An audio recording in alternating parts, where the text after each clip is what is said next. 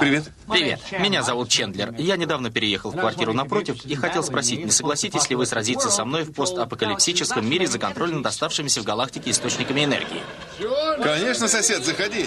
Всем привет, друзья! После поиска видеоигр в зарубежных и отечественных фильмах мы наконец добрались и до сериалов. И начнем, пожалуй, с зарубежных. Друзья! Очень популярный американский сериал, выходивший на протяжении 10 лет, с 1994 по 2004. Это весьма приятная и веселая история 6 друзей, которая продлилась 10 сезонов. На российском телевидении сериал начал выходить в конце 90-х на канале РТР, а после перебрался на канал СТС.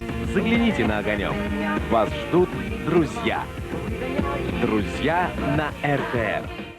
Именно в конце 90-х мне и удалось познакомиться с сериалом. Его неоднократно мне рекомендовали мои знакомые, и даже мой старший брат, который к тому времени уже был женат и жил не с нами. Но полноценно и целиком мне удалось посмотреть сериал только в студенчестве. И признаться, это было лучшим лекарством от плохого настроения, стресса или чего-то подобного. Это не так просто объяснить, ведь в нем не было чего-то чрезмерно великого или выдающегося. Это просто смешные ситуации из жизни, иногда трогательные, а иногда даже нелепые.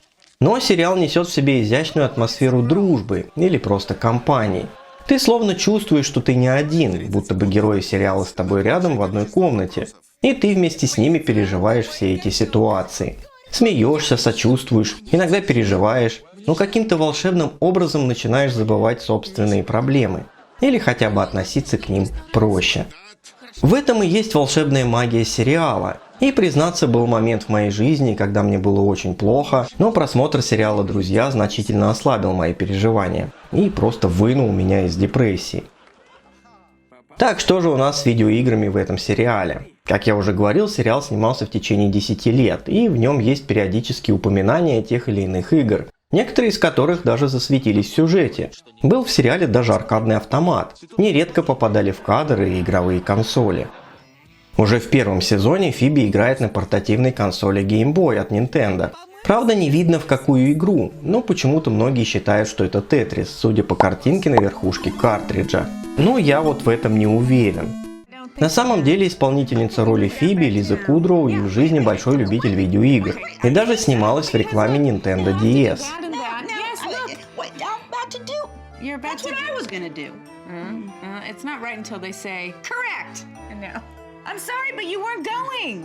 Solve this puzzle in more than 130 other brain twisters. Professor Layton and the Curious Village, only for Nintendo DS. Rated E for everyone.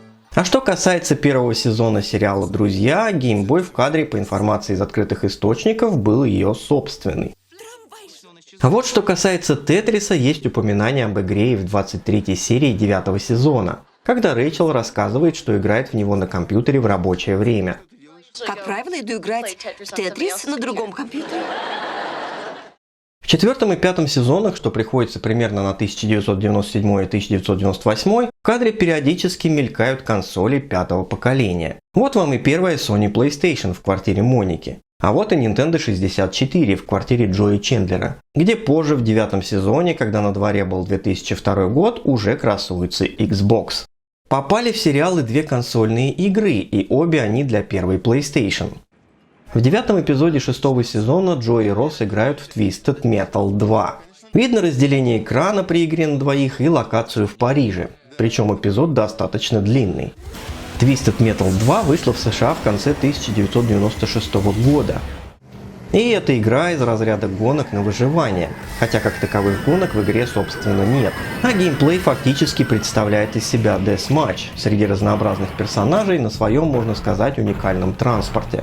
Цель игры – победить в турнире всех противников ради достижения заветного желания. Арены для битвы представлены в известных городах мира, среди которых и Лос-Анджелес, и Париж, и, конечно, Москва. Мне, признаться, сейчас не очень заходит подобный геймплей. Управление чересчур резкое, и к нему нужно привыкать, успевая при этом собирать ништяки и крушить противников. Плюс ко всему нужно быть начеку, чтобы самому не попасть под раздачу. Но игра сыскала популярность в свое время, получила достаточно высокие оценки и у нее много своих поклонников. Я к серии Twisted Metal отношусь уважительно. Мне особенно нравится, как заканчивается этот игровой эпизод в «Друзьях». Это наглядный пример того, как многие люди верят в миф, что видеоигры только для детей, или считают, что они не заслуживают особого внимания. Вот и Росс при виде симпатичной дамы засмущался и моментально отрекся от игры. Нет, Джо, я не буду играть в видеоигры. Хоть девушка и непростая, это Эль Макферсон, но все же стыдиться видеоигр не нужно. Это теперь такая же часть жизни, а может даже и искусства, как книга, кино или музыкальное произведение. Это великая тема для обсуждения, и я до нее еще доберусь. Еще одна игра для PlayStation появилась в первой серии 7-го сезона, когда Чендлер после неудачной ситуации в личных отношениях ушел к Джо играть в приставку. А тот пытался на себя примерить образ 19-летнего, дабы пройти очередные пробы и получить роль в рекламном ролике. И на этот раз игра действительно гонки – Crash Team Racing. Это 4-я игра про Крэша Бандикута и первая гоночная с ним. Игра вышла в 1999 году и стала достаточно популярной на PlayStation. Ну что тут сказать, одна из неплохих для своего времени особенно игр в жанре а-ля Mario Kart. Очень популярный жанр и поныне, и подобных игр на свете уже туча. Такие гонки с бонусами против соперников особенно хороши в кооперативной игре. Но и в сюжетный режим Crash Team Racing достаточно приятно играть. У игры хороший баланс сложности, она приятная в управлении, ну и плюс ко всему это веселый задор и абсолютно придурочные враги.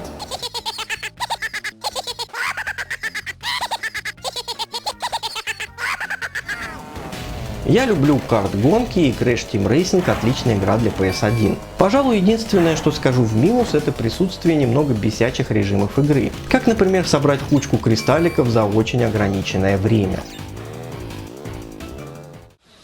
PlayStation режешься, да? Отстой. PlayStation отстой. Есть в «Друзьях» и компьютерные игры. В 8-м эпизоде 2-го сезона Чендлер купил себе ноутбук. Жесткий диск 2 гигабайта, встроенный скоростной модем, CD-ROM, инфракрасный порт. Здорово. А что ты будешь на нем делать? Что, в игры играть? А позже в этой серии, когда Чендлер с Джо и Россом на ноутбуке составили список недостатков Рэйчел, Чендлер предлагает сыграть в Doom. Записано. Может, сыграем во что-нибудь? Увы, этого нет в русской озвучке. В переводе это просто сыграть во что-нибудь. Но в оригинале слышно отчетливо, что Чендлер предлагает сыграть именно в Doom. Это 2-й сезон сериала и, соответственно, 1995 год. Как раз то время, когда 3D-шутеры стали очень популярны, после того, как id Software совершила революцию в видеоиграх, выпустив Doom. Теперь это что-то вроде эталона в видеоиграх. И если даже появляется новый девайс, совсем не связанный с видеоиграми, первым делом на него, как правило, портируют Doom. А что касается правильного перевода, увы, это не единичный пример. И даже момент, который я показал чуть раньше, где Чендлер перечисляет характеристики своего ноутбука, переведены они все неправильно. Я не знаю, почему так. Возможно, это временная адаптация, так как сериал у нас в стране показывали чуть позже, и характеристики ноутбука Чендлера уже морально устарели. А может, причина и не в этом. Но я сторонник более дословного перевода и не очень приветствую адаптации под что-либо. В целом озвучка мне очень нравится, я к ней привык, и мне очень не хочется негативить в эту сторону. Но все же многие детали были упущены в переводе, если сравнивать с оригинальным текстом. Doom тому подтверждение, и пара подтверждений еще впереди. Закончить тему именно компьютерных игр в сериале можно 21-м эпизодом 9-го сезона, где уже Росс в кафе играет на ноутбуке в очередной 3D-шутер, причем с диким азартом. Умри! Умри! Умри!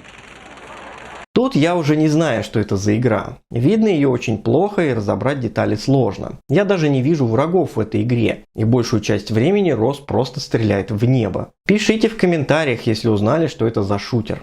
Очень интересно.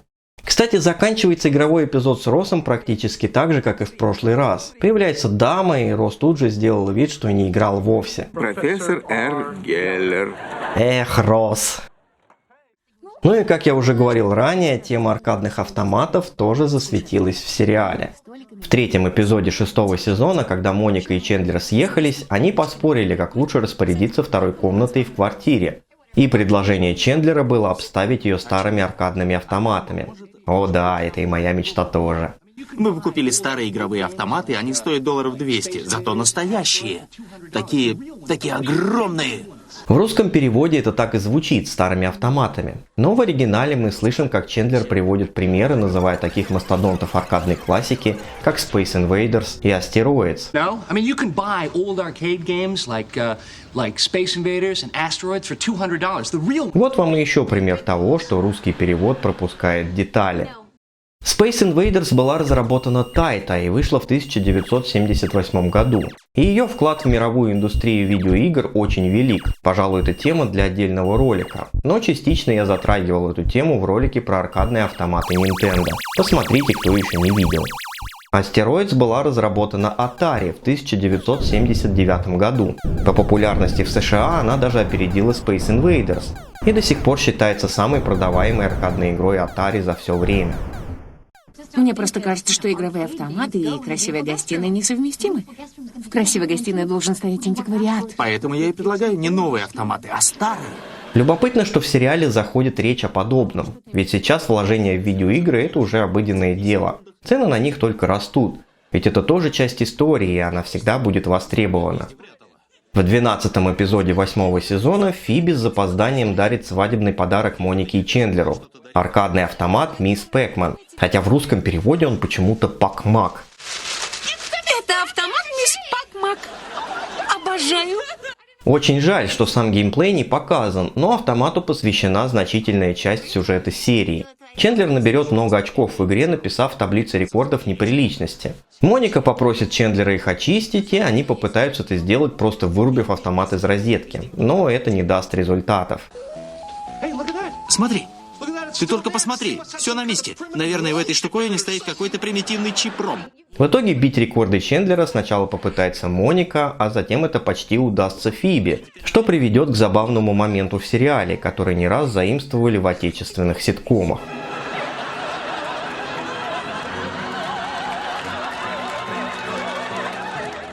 Мисс Пэкман вышла в 1982 году, и это тоже одна из наиболее популярных аркадных игр в истории. Игра в целом копирует своего предшественника Пэкман, но в то же время имеет ряд нюансов и отличий, в первую очередь в звуковом сопровождении игры. Но основное отличие это то, что главный герой теперь женского пола, хотя это уже и так понятно, судя по названию. Ну и финальное, что можно отметить в «Друзьях» и что касается видеоигр, это последний эпизод 9-го сезона, действие которого происходит на Барбадосе. Моника, Чендлер, Фиби и Майк отправляются в игровую комнату играть в пинг-понг. В этой комнате мелькают в кадре разные игровые автоматы, часть из которых пинболы. Например, отчетливо попал в кадр Surf and Safari, пинбол 1991 года выпуска. Интересен автомат с бейсболистом. Я просмотрел множество аркадных бейсбольных игр, но по кабинету мне так и не удалось определить, что это за игра. Пишите в комментариях, если знаете. Я уже сказал в начале ролика, что сериал «Друзья» — это хорошее средство от депрессии. Но недавно, пересмотрев сериал, чтобы написать сценарий для этого ролика, эффект уже не был таким ощутимым. Но это, наверное, не потому, что сериал потерял свою актуальность. Или я стал совсем другим. Просто появилось ощущение, что время проходит. Что за что? Мы же договорились, пусть другие стареют, а не я. К тому же я смотрел сериал впервые с осознанием того, что одного из главных героев «Шестерки друзей» уже нет в живых. Мэтью Перри ушел из жизни в октябре 2023 года. Светлая память. Сериал «Друзья» стал настоящей классикой, и я обязательно его рекомендую тем, кто вдруг его еще не видел. Каплинг. Что можно перевести как «связь», но на нашем отечественном телевидении его нарекли «Любовь на шестерых».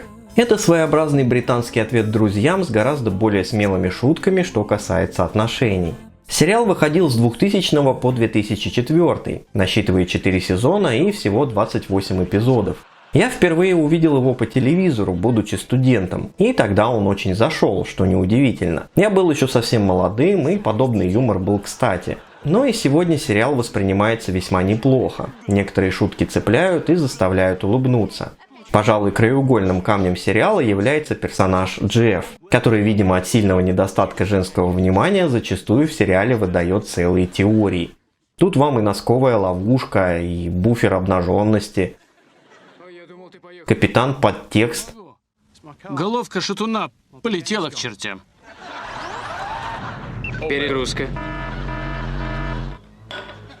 Ржачная петля.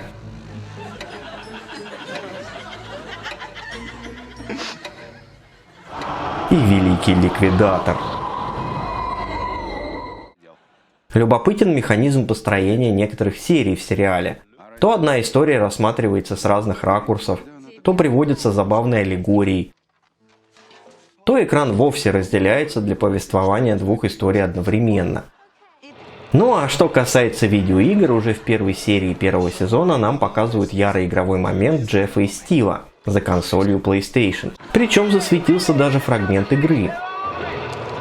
Это космический летный шутер под названием Space Debris. Игра вышла в Европе в 2000 году. Мы играем за пилота Джеймса Брайанта и выполняем различные миссии для спасения человечества от инопланетного вторжения. По информации из открытых источников, это некий ответ PlayStation на популярный летный шутер от Nintendo Star Fox. И в целом игра действительно смотрится неплохо. Графика достойная, звуковое сопровождение тоже. Да и баланс сложности вызывает интерес к игре. Тут вопрос только в предпочтениях к самому жанру. Забавно то, что игра Space Debris на одного игрока, но главные герои сериала оба с геймпадами, и оба увлечены игрой. Эта же игра была показана и в 4-й серии первого сезона, но тут уже один Джефф за геймпадом, пока Стив и Сьюзен принимают гостей и готовят ужин.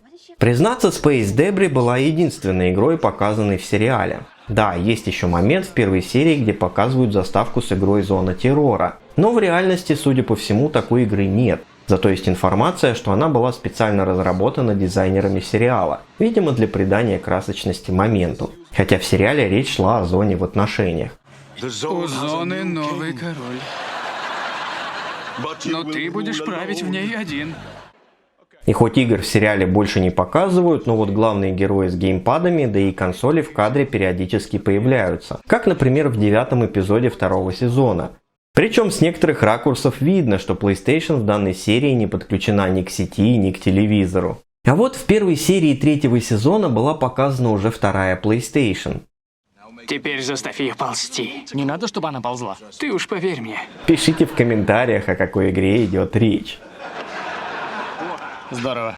Из моментов, так или иначе связанных с видеоиграми, пожалуй, еще можно отметить магазин проката дисков, где встретились Салли и Патрик в 4-й серии 3-го сезона. Но многого, увы, рассмотреть сложно. Видно стенд с дисками для PlayStation 2, где игра Spider-Man, видимо, явный фаворит проката. Также отчетливо попал в кадр стенд с дисками для GameCube. Мне кажется, что основная причина, почему сериал не продолжился после 4-го сезона, это уход актера, который играл Джеффа, как я уже говорил ранее, ключевую роль в сериале. Да, появился персонаж Оливер, который весьма неплохо втиснулся в сериал, и тоже казался весьма забавным и чем-то отдаленно напоминающим Джеффа. Но, видимо, основную изюминку сериал потерял. Конечно, это дело вкуса, но, скорее всего, заставить улыбнуться и поднять настроение – с этой задачей сериал справится. Такой вот получился ролик. На самом деле, что касается сериалов, тут целое поле непаханное, но начало уже положено. Пожалуйста, цените мой труд и поставьте палец вверх. Это ведь совсем не сложно. А кто хочет поддержать меня материально, в описании к ролику есть вся информация. Также подписывайтесь на Boosty, если не можете смотреть мои ролики на YouTube. Там они выходят параллельно, и их можно смотреть, оформив и бесплатную подписку. Также не забывайте про мой телеграм-канал и чат, там все анонсы того, что я делаю. На этом откланиваюсь, до новых встреч. Да, и еще, друг, чуть не забыл, подпишись.